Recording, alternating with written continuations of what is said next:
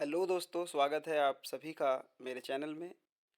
मैं आज आप लोगों के लिए बीएड कुमाऊं यूनिवर्सिटी सिलेबस के अकॉर्डिंग फोर्थ सेमेस्टर का पेपर लेकर आया हूँ।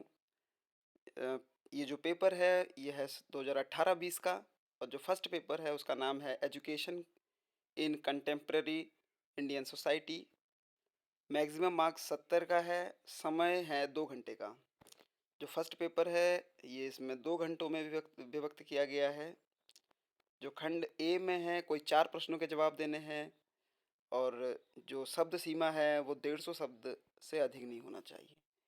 जो पहला प्रश्न है इस प्रकार है। शिक्षा के अर्थ एवं प्रकृति के बारे में चर्चा कीजिए। औपचारिक एवं अनौपचारिक शिक्षा के अभिकरणों के बीच उचित उदाहरणों के साथ विभेदीकरण कीजिए। शिक्षा के वैश्वीकरण से आप क्या समझते हैं? डीवी के द्वारा शिक्षा और प्रजातंत्र को किस प्रकार जोड़ा गया है? वैदिक शिक्षा की मुख्य विशेषताओं का वर्णन कीजिए। प्रश्न छठा है। मध्यकालीन शिक्षा प्रणाली में शिक्षक विद्यार्थी के संबंधों के बारे में चर्चा कीजिए। प्रश्न सातवां। संक्षेप में भारतीय समाज की प्रकृति व संरचना के बारे में वर्णन कीजिए। प्रश्न आठवां है। कोठारी आयोग द्वारा शिक्षा हेतु किन राष्ट्रीय लक्ष्यों की पहचान की गई, इसको बताना है। जो अगला प्रश्न है दोस्तों, समावेशी शिक्षा के मुख्य सिद्धांत कौन कौन से हैं, इसको बताना है। अंतिम प्रश्न है। प्रजातांत्रिक शिक्षा पद्धति क्या है? What is the democratic education system, इसको बताना है आपको। खंड ब है। कोई 2 प्रश्न के उत्तर देने हैं। जो प्रत्येक प्रश्न है वो 15 अंक का होगा। दीर्घ उत्तरीय प्रश्न है खंड ब में, जिसमें जो प्रश्न है इस प्रकार है।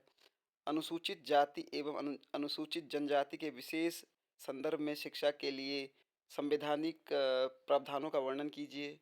राष्ट्रीय ज्ञान आयोग की मुख्य सिफारिशों का वर्णन कीजिए। प्रश्न तीसरा। माध्यमिक शिक्षा के सुधार के लिए मुदालियर शिक्षा आयोग मुदालियर आयोग की मुख्य सिफारिशों का वर्णन करना है। प्रश्न अंतिम है। भारतीय समाज के समक्ष आंतरिक एवं बाह्य चुनौती के बारे में चर्चा करना है। दोस्तों इन 4 प्रश्नों में किसी 2 प्रश्न का उत्तर देना है। ये रहा प्रथम पेपर जो है फोर्थ सेमेस्टर का। इसके बाद आपके सामने दूसरा जो पेपर है जिसका नाम है स्कूल करिकुलम डेवलपमेंट। दोस्तों पैटर्न सेम है, तो सीधे मैं आपको प्रश्न दिखाता हूँ। खंड ए में जो प्रश्न है वो इस प्रकार है। पाठ्यक्रम में वे सभी क्रियाएं सम्मिलित है जिनका हम शिक्षा के उद्देश्यों की प्राप्ति हेतु विद्यालय में उपयोग करते हैं। इस कथन की व्याख्या कीजिए। पाठ्यक्रम को परिभाषित करते हुए पाठ्यक्रम के प्रमुख घटकों की व्याख्या करनी है। तीसरा है।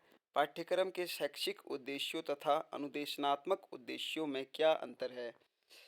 प्रश्न चौथा है। शिक्षण में श्रव्य दृश्य सामग्रियों के महत्व की विवेचना करनी है। प्रश्न पांचवा। दोस्तों आप स्क्रीनशॉट भी ले सकते हैं इसमें। शिक्षण अधिगम प्रक्रिया में पाठ्यपुस्तक की क्या भूमिका है, व्याख्या करनी है। प्रश्न छठा है। मूल्यांकन से आप क्या समझते हैं? सतत मूल्यांकन की मुख्य विशेषताएं क्या है, वर्णन करनी है। प्रश्न सातवां। पाठ्यक्रम निर्माण के सिद्धांतों का संक्षेप में वर्णन कीजिए। प्रश्न आठवां है। समन्वित सामान्य पाठ्यक्रम एवं विषय केंद्रित पाठ्यक्रम में विभेद कीजिए। प्रश्न नवा है। पाठ्यक्रम संगठन की विभिन्न विधियों का उल्लेख कीजिए। इसके बाद है दोस्तों अंतिम प्रश्न है खंड ए का। पाठ्यक्रम के संरचनात्मक तथा योगात्मक मूल्यांकन में क्या अंतर है, व्याख्या कीजिए। खंड ब में 4 प्रश्न हैं, किन्हीं 2 का उत्तर देना है। दीर्घ उत्तरीय प्रश्न है। Define curriculum, what are the determinants of curriculum, explain it. पाठ्यक्रम को परिभाषित करना है। पाठ्यक्रम के निर्धारक के क्या है, तत्व क्या है, व्याख्या करनी है। प्रश्न दूसरा है। विभिन्न प्रकार के पाठ्यक्रमों की विस्तार पूर्वक व्याख्या कीजिए एवं भारतीय कक्षाओं के लिए कौन सा सबसे बेहतर है, इसको बताना है। दोस्तों प्रश्न तीसरा है। पाठ्यक्रम विकास के उपविषय इकाई एवं सकेंद्रीय उपागम को समझाइए। प्रश्न चौथा है। एनसीएफ 2005 क्या है? वर्तमान समय में एनसीएफ 2005 की आवश्यकता एवं महत्व क्या है? इन 4 में से किसी 2 प्रश्न का उत्तर आपको देना है। इसके बाद जो अंतिम पेपर है 4th सेमेस्टर का, उसका नाम है assessment and learning. Pattern same है, 2 खंड बने हुए हैं। पहले खंड में 4 के उत्तर देने हैं, दूसरे में आपको किसी 2 के उत्तर देने हैं। जो प्रश्न है खंड ए में वो इस प्रकार है। स्क्रीनशॉट ले सकते हैं दोस्तों, आपको ज़रूरत है तो।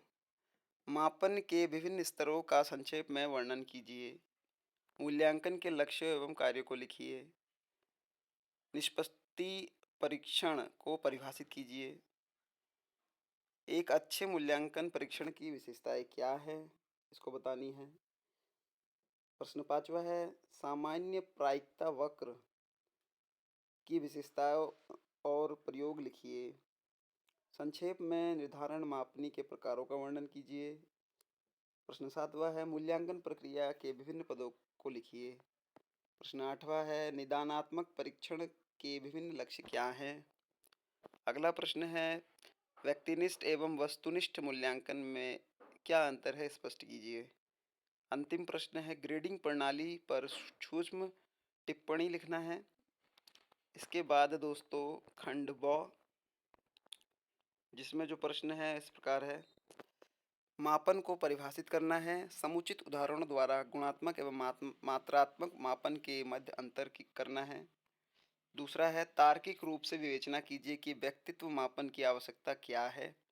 प्रासंगिक अंतर्बोध परीक्षण यानी कि टीएटी का सविस्तार वर्णन करना है।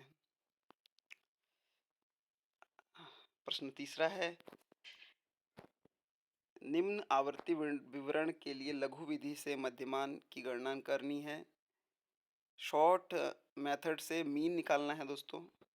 जो क्वेश्चन है वो आप देख सकते हैं। अंतिम प्रश्न है, प्रश्नावली के विभिन्न प्रकारों का सविस्तार वर्णन कीजिए। बहुत बहुत धन्यवाद दोस्तों। अब निश्चित ही आप लोगों के लिए ये उपयोगी रहा होगा। अगर उपयोगी रहा होगा तो प्लीज़ चैनल को लाइक, सब्सक्राइब एवं कमेंट करें। धन्यवाद आप सभी का।